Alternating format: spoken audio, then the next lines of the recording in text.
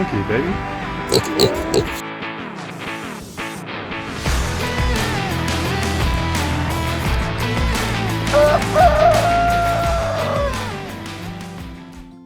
Here on our Aussie off-grid farm, we have many farm animals, great and small.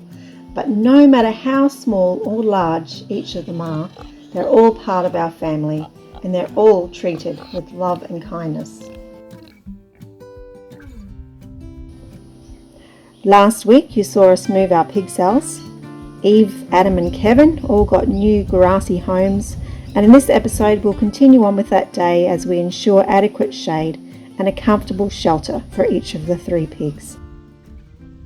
So, if you want to know how to build a roof like this, stick around. Alright!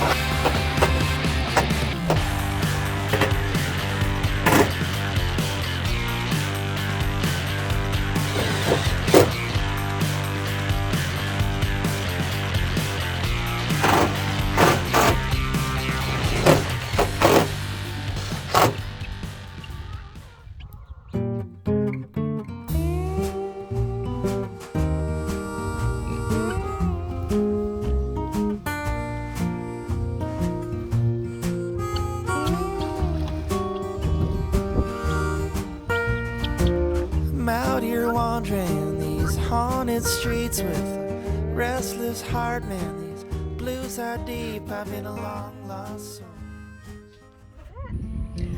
I'm not sure if all dogs are like this, but our dogs just love rolling in cow pats.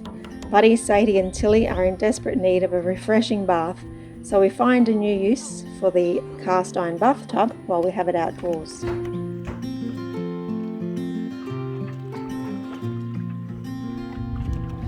sun slowly crept into the sky. It filled the morning air with warmth and light. Sounds of birds in harmony, and you there right next to me.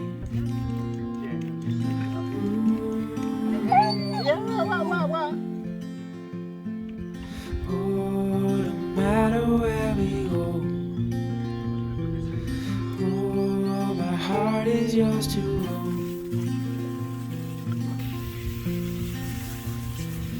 Through all the storms, I'm by your side. Through days of warmth, I'm by your side. Like the stars in... We improve our nesting boxes inside the chicken tractor to deter them from roosting and pooing in the boxes and to make them cosier. Alright, back at Tractor Chicken House HQ. So you see what I've done here? Anyway, let's just bloody fit it, shall we? I've got to get in here somehow.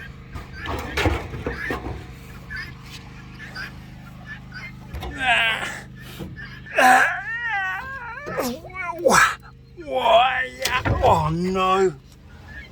You ever guess what I've just done? I've just broken it. Oh. You're not going to know, honestly, you won't see it. Alright, oh, that's a close up. So that's what it looks like, ladies and gentlemen. I think it may work, I don't know. We'll give it a go. Something like that. It's just a bit cramped in here. Ah, the blood. I know what it's like to be a chicken now. Mission accomplished. Let's have a look. There. So hopefully they won't like it too much on there. And that height is definitely going to deter them when they've got these amazing roosters, perches here. So let's get some hay in it. You what, straw? And see how they go. If you was to ask me, am I happy? I am a happy man now. Let's hope the chickens are as happy as I am. I'm getting the inspectors coming around having a look. What do you guys think?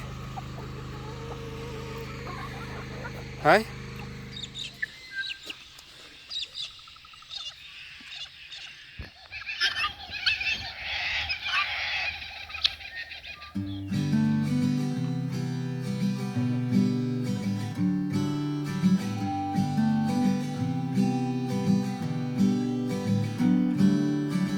Brighter days are on their way.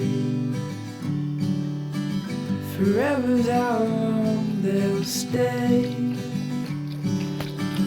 Brighter days are on their way.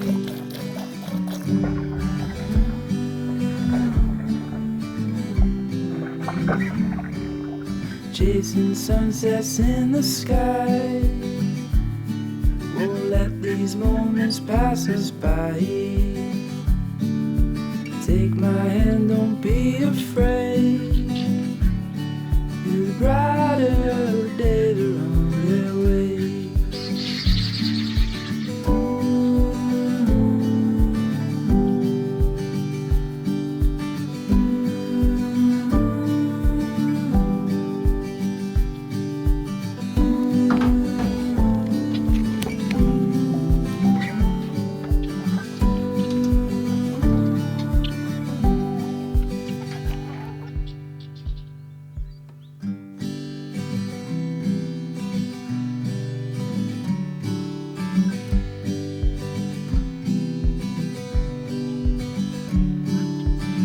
Brighter days are on their way. Forever's how long they'll stay. Brighter days are on their way.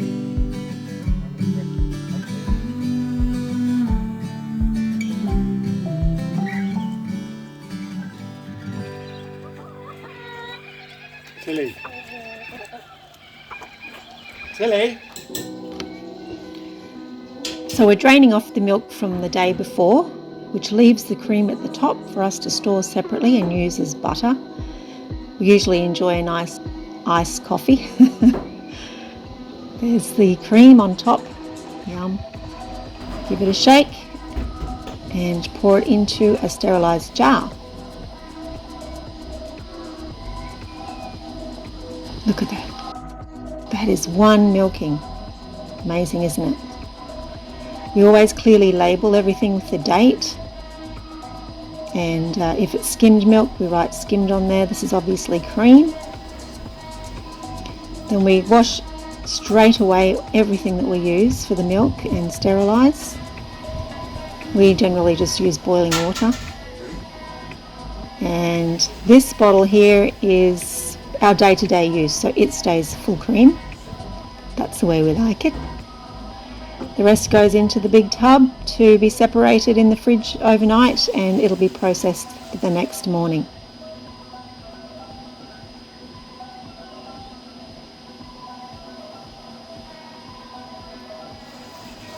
Everything gets washed up. Yum. So we had a go at making some blue cheese, which is basically the same method except adding a blue cheese culture, and you don't go through that heavy duty cheddaring process. This one is a cheddar that has been resting for 3 days, which I'm covering with butter, cheesecloth and coconut oil. It will store like that in a 12-degree fridge for at least 6 months. Here's the blue cheese coming out after being drained in the terracotta draining pot for cheese. Now I'm going to cover it with salt and it will rest for another couple of days before going into the fridge, again at 12 degrees. Once the culture develops and it starts to get a good amount of the blue mould growing in it, it can be wrapped in foil and stored in the normal fridge at usually 4 degrees. This is Celsius, by the way, guys. So there's my little haul. There's my big haul. So the neighbour dropped off a new little lamb to us this morning. The mother had a prolapse and subsequently passed away. So we luckily had kept some colostrum from Betty when she couldn't feed Mocha due to her not being able to get up to feed. And so colostrum contains all of the antibodies that the young animal needs early in life. So we're just defrosting some of Betty's colostrum for the little lamb, and we'll get some feed into her. Give me some cream. We're trying to think of a name. I'm thinking Zit. It's like got a black head. What are you thinking? Well, she's tapping around on the floor like a little tap dancer, so maybe Shirley. As in Shirley Temple. Oh, yeah. We could call her Irish, like after the river dance. Jazzy's really enjoying that bottle. Make sure when you're feeding a sheep you have that bottle tipped up high enough not to let any air in. We learnt another few tips when we were bottle feeding Maggie, especially for ruminants. Let's go and have a look.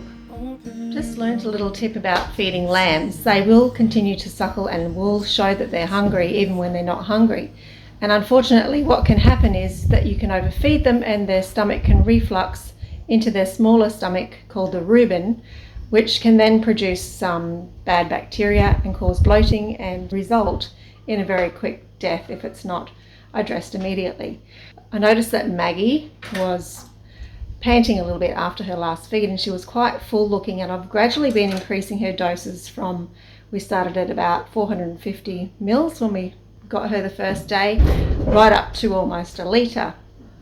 Now, this was probably incrementally increased too quickly and she was starting to bloat.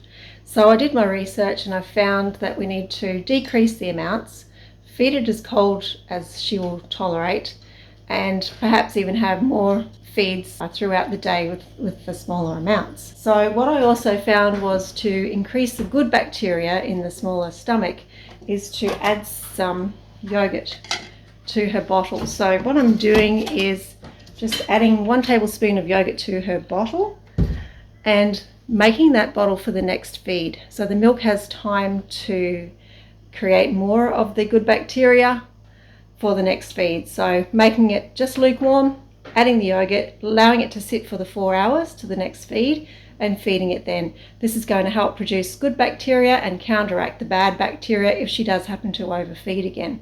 So just a nice little tip there, reduce the meal sizes, perhaps feed more often, which is the more natural way if she was with her mother, and add the yogurt to increase the good bacteria. So handy tips.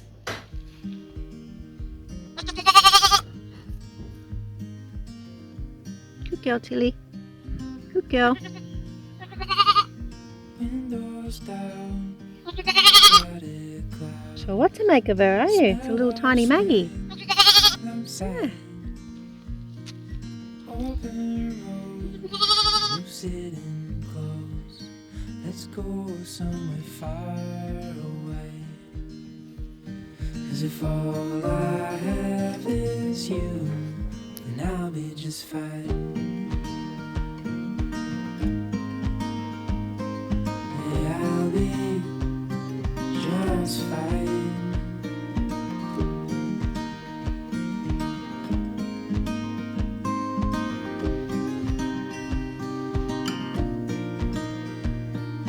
Heading for the western shore, while the sun it slowly fades. Days are full, and I'll spend them with you. So let's go somewhere far away. 'Cause if all I have is you, then I'll be just fine.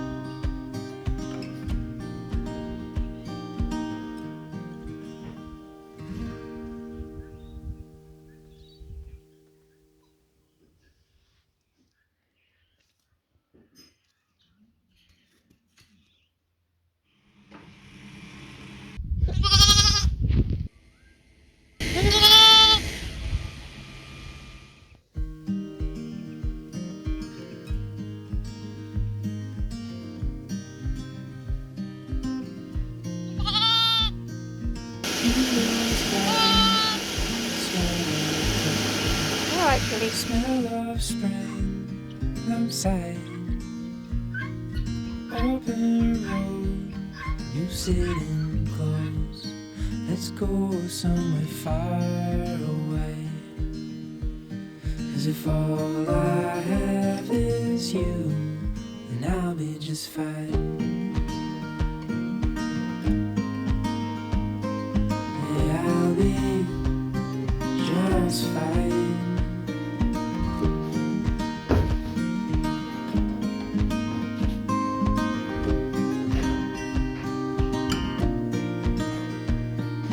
Heading for the western shore, while the sun it slowly fades. Days are full, and I'll spend them with you. So let's go somewhere far away. 'Cause if all I have is you, then I'll be just fine.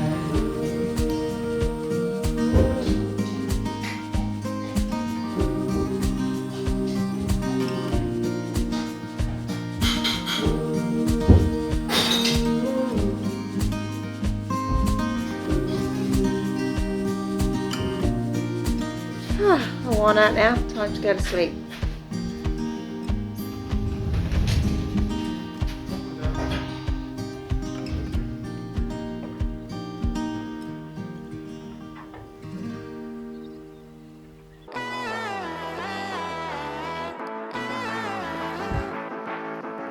Amuk. Betty?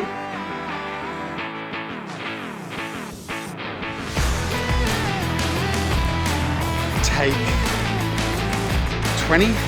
So that's what I've done. Hey, I'm heading out into the garden to get these potatoes in. There's Nicky in the background. Beautiful. I want to encourage the roots to go down deep. What's up, Jazzy? Maggie. Jazzy. Tilly's herding up the chickens.